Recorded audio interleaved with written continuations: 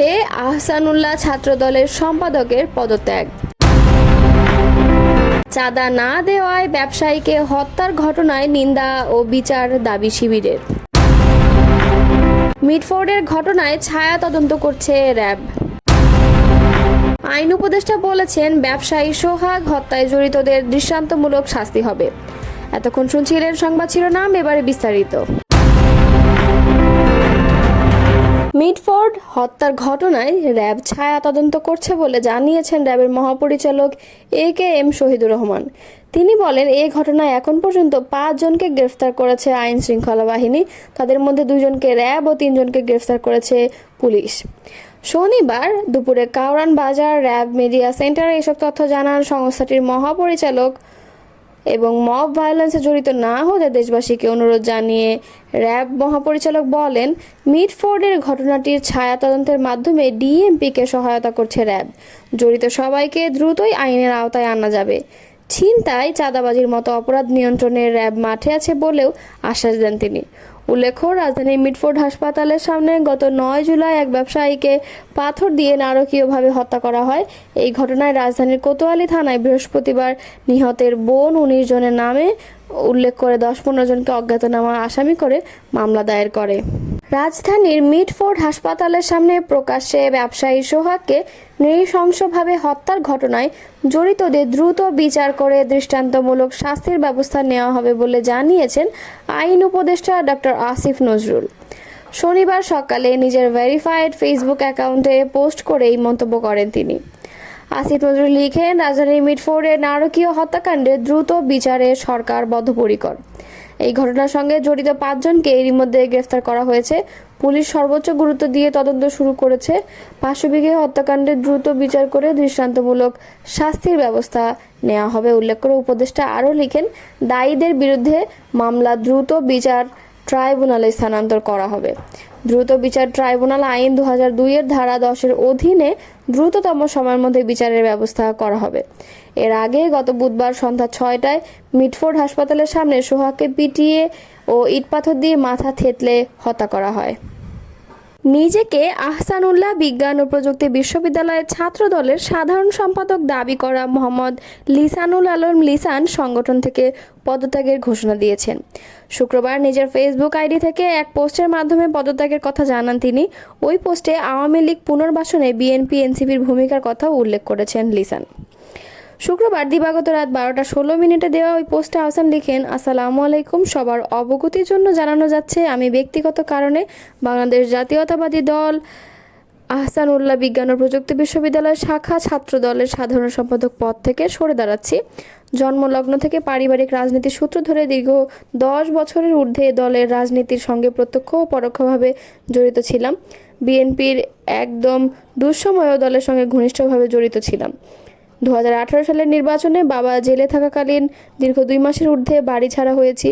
ভোর রাতে লুকিয়ে আম্মার সঙ্গে একবার দেখা করে আসতাম। 28 অক্টোবর সমাবেশের পরবর্তীও হরতাল, অবরোধ সহ বহু কার্যক্রমে যুক্ত ছিলাম। এ দলের সবচেয়ে কঠিন পরিস্থিতি ও বহু নির্মমতার ভাগিদার আমি হয়েছি। সর্বশেষ জুলাই আন্দোলনেও সরাসরি সামনের সারিতেই আন্দোলনে যুক্ত ছিলাম। এসব কিছুর মূলে আমার একটাই স্বপ্ন ছিল, নতুন বাংলাদেশ বিনির্মাণে একটা সুষ্ঠু রাজনৈতিক পরিবেশ। বিশেষ করে 5 আগস্ট পরবর্তী অনেক আশা নিয়ে অপেক্ষায় ছিলাম, দেশ নতুন করে বিনির্মাণ হবে। তবে দুঃখজনক বিষয় হলো 5 আগস্ট পরবর্তীতে দেশটাকে সুন্দরভাবে বিনির্মাণের পরিবর্তে সবাই যে যার মতো করে নিজের স্বার্থ এবং ভোগের রাজনীতি করে গেছে। এ দায়ে জামাত, বিএনপি, এনসিপি সবাই দণ্ডিত। সবাই নয়া বন্দোবস্তের কথা বললেও কেউ কথা রাখেনি। জুলাইকে কেউ স্মরণ করেনি, জুলাইকে কেউ মনে রাখেনি। শহীদদের রক্তের সঙ্গে সবাই নির্বিচারে গাদ্দারি করেছে। একটা কথা বলি, 5 আগস্ট গণঅভ্যুত্থানের পরবর্তী সময়ে আমার নিজ উপজেলা হাতিয়ায় যে পরিমাণ চাঁদাবাজি হয়েছে, এনসিপি ও বিএনপির মাধ্যমে আওয়ামী লীগের যে পরিমাণ পুনর্বাসন হয়েছে, তা আমি বিগত কোনো সময়ে দেখিনি। বহু নেতাকে দেখেছি যাদের সুনির্দিষ্ট উপার্জনের সোর্স না থাকলেও এখন শত কোটি টাকার মালিক বনে গেছেন, রাতারাতি ফুলে ফেপে উঠেছেন। বিএনপির পাশাপাশি এনসিপির হান্নান মাসুদও চাঁদাবাজি ও আওয়ামী লীগের পুনর্বাসন করে রাতারাতি শত কোটি টাকার মালিক বনে গেছেন। অথচ ওনার মতো তরুণ নেতা চাইলে পুরো রাজনীতির প্রেক্ষাপটই বদলে দিতে পারতেন। জামায়াতও এই অন্যায় গাদ্দারির বাইরে নয়। রাষ্ট্রীয় বিভিন্ন গুরুত্বপূর্ণ পদে ক্ষমতা বলে পদায়ন সহ 5 আগস্টের পরবর্তীতে যথেষ্ট নোংরা রাজনীতি চর্চা করে গেছেন। পোস্টে লিছান আরও লেখেন, রাজনৈতিক সব দলেই প্রকৃত সৎ এবং নিষ্ঠাবান ভালো কিছু মানুষেরও দেখা পেয়েছি। আপনাদের জন্য সমবেদনা। আমরা যারা দীর্ঘদিন ধরে এদেশে সুষ্ঠু ও গণতান্ত্রিক রাজনীতির স্বপ্ন দেখেছি, প্রকৃত দেশ বিনির্মাণের স্বপ্ন দেখে এসেছি, এটা আমাদের দুর্ভাগ্য, আমরা ব্যর্থ। আমার জানা মতে সজ্ঞানে রাজনীতির অপব্যবহার করে কখনো কারো কোনো ধরনের ক্ষতি আমি করিনি। যদি ভুলবশত আমি করেও থাকি, আমি আপনাদের নিকট ক্ষমাপ্রার্থী। আমাকে ক্ষমার দৃষ্টিতে দেখবেন।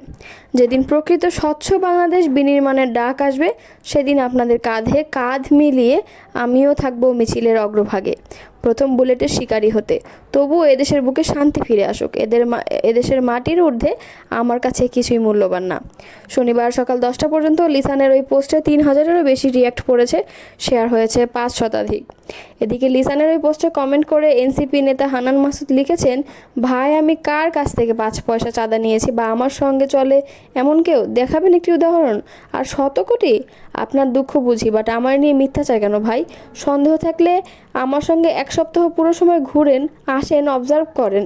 রাজধানীর মিটফোর্ড হাসপাতালের মূল ফটকে জনসমক্ষে মোহাম্মদ সোহাগ নামে এক ব্যবসায়ীকে প্রকাশ্য দিবালোকে নৃশংসভাবে হত্যার ঘটনার নিন্দা ও জড়িতদের দ্রুত বিচারের আওতায় আনার দাবি জানিয়েছে বাংলাদেশ ইসলামী ছাত্র শিবির।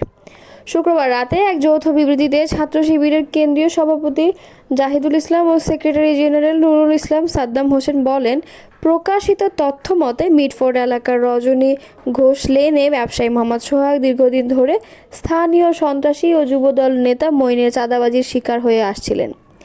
চাঁদা দিতে অস্বীকৃতি জানানোয় বুধবার সন্ধ্যায় মঈন ও তার সহযোগীরা প্রকাশ্য দিবালোকে সোহাগকে দোকান থেকে ধরে নিয়ে কুপিয়ে পিটিয়ে রক্তাক্ত করে।